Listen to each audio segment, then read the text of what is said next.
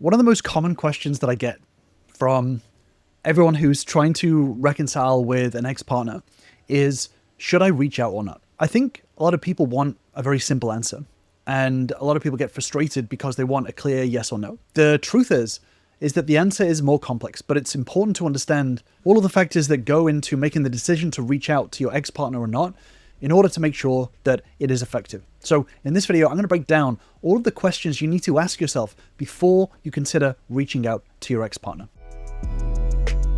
So I get it. I totally understand how a lot of advice online gives you kind of mixed answers.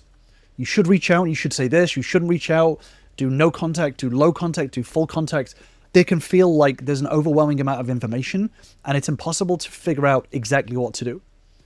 And this is the problem with a lot of relationship advice, is that we're looking for an exact answer of here's exactly what you do. Unfortunately, sometimes when it comes to repairing a relationship, it's more about unlearning some of the bad habits that we've developed in order to be able to repair the relationship effectively. So when it comes specifically to this question of should I reach out to my ex or should I not reach out to my ex, it's a very difficult question for me to answer, especially in the comments, because there is so much changing growth that is required before reaching out to make sure that it's effective. It's impossible for me to be able to know what kind of a standard or what type of a reach out you're doing. It's impossible for me to know how much has changed or grown and whether reaching out is actually going to make an impact on repairing the relationship or not. So what I've done in this video is I've broken down some really strong questions to ask yourself before considering reaching out. And I'm going to categorize them to make them a little bit easier for you to really think about and to self-reflect on. So the first questions are about emotional stability. So asking yourself, if you are wanting to reach out to your ex-partner, the biggest thing that's going to have an impact is your emotional state. So ask yourself, am I reaching out from a calm state, not panic or just loneliness? How are your emotions? Are you sure that your emotions are going to be steady when you do reach out to them? But not only that, if they ignore you, are you able to handle it without falling apart? Or is your whole entire world going to completely be destroyed if you get rejected by them or ignored when you reach out? Ask yourself, am I choosing this or am I just reacting? So is this a conscious decision or is this just an instantaneous reaction because you've heard that they are seeing somebody else? Are you being deliberate with your reach out emotionally? The next questions are about attachment. Ask yourself, am I still too attached to their approval? Are you desperate to get some sort of approval from them? Are you hoping that they fix a feeling that you should handle yourself? You know, the members and I talk a lot about emotional responsibility, being fully responsible and self-sufficient in being able to provide your own needs. This means that you're coming from a place where you can be whole by yourself, but you're choosing a relationship. Now, I've done a lot of videos about how important it is to detach, but detach in a healthy way when it comes to a relationship in order to repair a relationship. I'll link to one of them up above and in the description down below. But asking yourself, can I stay grounded if the conversation gets uncomfortable? Or am I overly attached and needy when it comes to reaching out? The third group of questions is about understanding their side of things. So this is a relationship, right? Even if a relationship is broken up, it's still a relationship. It's two people. So if someone has broken up with you, do I actually understand what they were hurt by? Can I fully explain their experience in a way that they would agree with? You know, when you're talking to them, do you feel like you will be able to show an understanding to validate their feelings in a way that they would be able to say, yes, that's exactly how I'm feeling right now? Do I understand what they needed from me that I didn't give? And most importantly, have I changed enough to be able to provide that? But deeper than that, about showing empathy that they can feel. Can I express understanding without defending myself? Can I show them clearly that I understand how they feel right now? Not just in the past, but right now. How I can understand how they will have not wanted to speak to me up to this point. Can I make them feel seen and not judged?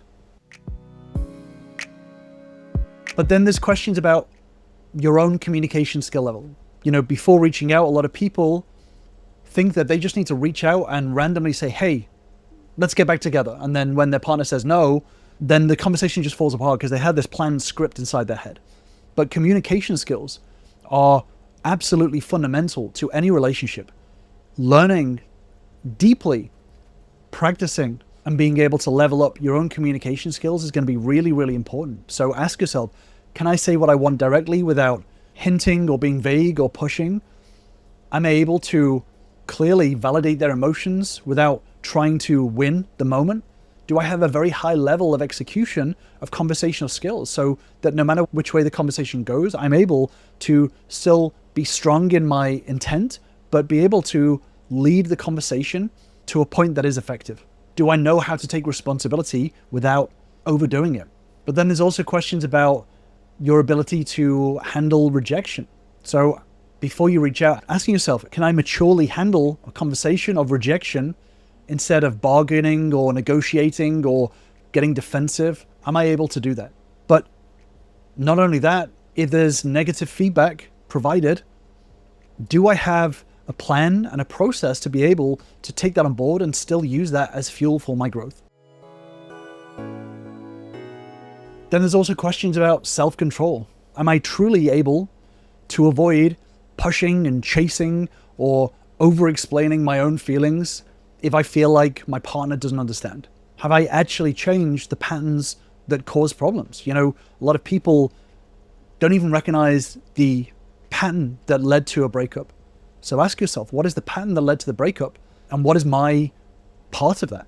Have I actually changed my side of that pattern? Am I able to look and point to specific skills that I built, like emotional regulation, communication, conflict management, systems thinking, growth? Am I able to point to specific skills that I've built and grown and learned?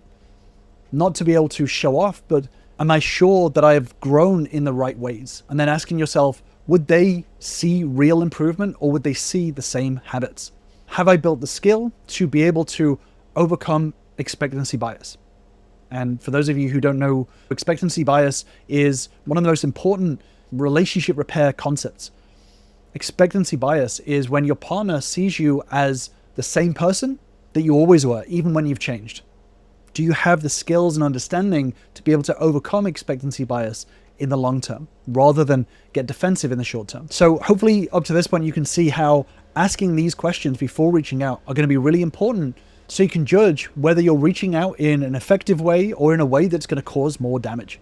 Now, obviously I can't deep dive into all of these questions. I've done a lot of videos on this. I'll link to the playlist underneath, but you'll be able to find the answers to a lot of these questions by looking at my previous videos to be able to judge for yourself as to the right and effective changes that are going to repair the relationship. But if you do want to deeper dive, and if you do want to start that journey, then join my Relationship Bootcamp, where you'll learn the same fundamental steps that all of my members start with to start repairing their relationships and rebuilding their relationships from the ground up. I'll drop a link in the description down below if you want to join us. But it's not just about communication skills, it's about the ability to create emotional safety. So if they have felt anxious or hurt, whether it's in the relationship or even now when I've reached out in the past, do I understand why? Asking yourself, can I create a conversation that feels safe to them? Not just something that serves me, but a safe space, a safe environment for them to be able to open up and actually start to rebuild that connection, not through forcing, but through allowing them to walk through the door that you're opening. Am I ready to move slowly? Or am I trying to push the relationship reconciliation rather than give my partner the autonomy to be able to walk into that space if they want to? But not only that, what is my intent to reach out? Is it something that is just for me? Is it something that only I get something from? Or is my intent for both of us? Is this something that is actually beneficial for both of us? Something that my partner has wanted for a long time, something that is good for the relationship? Or is it just for me to feel validation? Is it just for me to get the relationship back rather than actually building something that works for both of us? Is my goal clear and respectful of their autonomy? But not only that, asking yourself, am I ready for any outcome, not just the outcome that I want? You know, when it comes to relationship repair, a lot of people panic because they reach out to their partner and they get rejected. The truth is that I don't know of any relationship repair, and I've worked with thousands of people, that has not involved rejection of some sort. In fact, rejection, I would say, is absolutely imperative to relationship repair. Your ex-partner has to reject you in order to know that your changes are for real, that your changes are truly deep changes, not just performative changes, not just some scripts or tactics that you read on the internet. They have to know that your changes are true and deep. And in order to do that, they have to reject you. I've actually done a deeper dive on this, which linked to on the screen and in the description down below. Rejection is part of the reconciliation process, but understanding how to handle that rejection and what it is and what it isn't is going to be fundamental to continue to repair the relationship moving forward. So if you want a deeper dive in that, I'll leave you with that deeper dive video, and I will see you over there.